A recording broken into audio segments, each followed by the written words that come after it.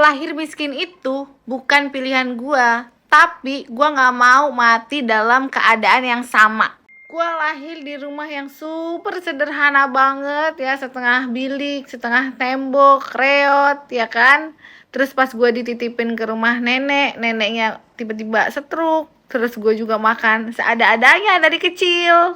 Jadi dulu itu tiap pagi tuh gue selalu ngelapin badan nenek dulu karena dia stroke kan, setengah badannya tidak bisa bergerak. Jadi gue lapin badannya sebelum berangkat sekolah ya kan. Terus abis itu gue ngelapin badannya, gue kasih makan. Abis itu gue baru berangkat sekolah. Gue berangkat sekolah ya gue jalan kaki 1,5 meter. Dan itu setiap hari pulang pergi ya kan. Baru gue bisa naik angkot di pangkalan ojek. Terus udah gue nyampe di gerbang sekolahan tuh masih jauh tuh, masih ada sekitar 1 kilometer atau berapa lah, nggak tahu, lumayan masih jauh ya. Jadi tiap hari ya itu yang gue lakuin. Kadang-kadang tuh gue sering banget dari dulu kesiangan ya kan sekolah. Terus akhirnya kan gue nggak sempet sarapan. Nah gue sarapan tuh biasanya di sekolah. Nah gue biasanya dikasih duit jajan tuh goceng sama kakek gue ya kan, karena kan ibu gue kan pergi jadi ART. Jadi sama kakek gue dikasihin goceng itu harus cukup guys buat ongkos sama uang makan. Mana pulang sekolahnya jam 3 sore guys.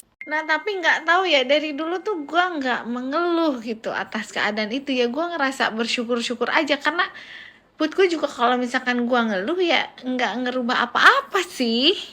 Pokoknya ada hadapan rintangan apapun di hadapan mata gue ya udah gue jalan aja terus, karena kalau gue diem ya udah hidup gue stuck, nggak akan ngapa-ngapain tuh, nggak berubah apa-apa, udah makin blesek aja jadinya.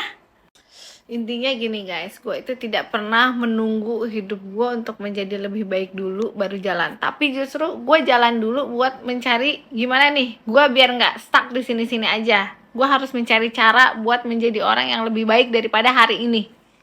Jadi sepanjang perjalanan hidup gue tuh kayak digodok-godok terus gitu loh, diolah-olah sampai gue tuh dibentuk nih mental lu nih, sampai mental lu kuat nih, segimana nih kuatnya gitu, kayak dihancurin dibikin lagi, dihancurin dibikin, kayak gitulah pokoknya. Kalau lu juga pernah ngerasain sama kayak gua ya, didewasakan oleh kehidupan, digodok oleh kehidupan, coba lu cerita di komentar ya kan. Gue yakin banget banyak orang dari kita dikuatkan itu bukan karena pengen, tapi memang karena keadaan yang memaksa untuk kita bisa jadi kuat guys. Di komen.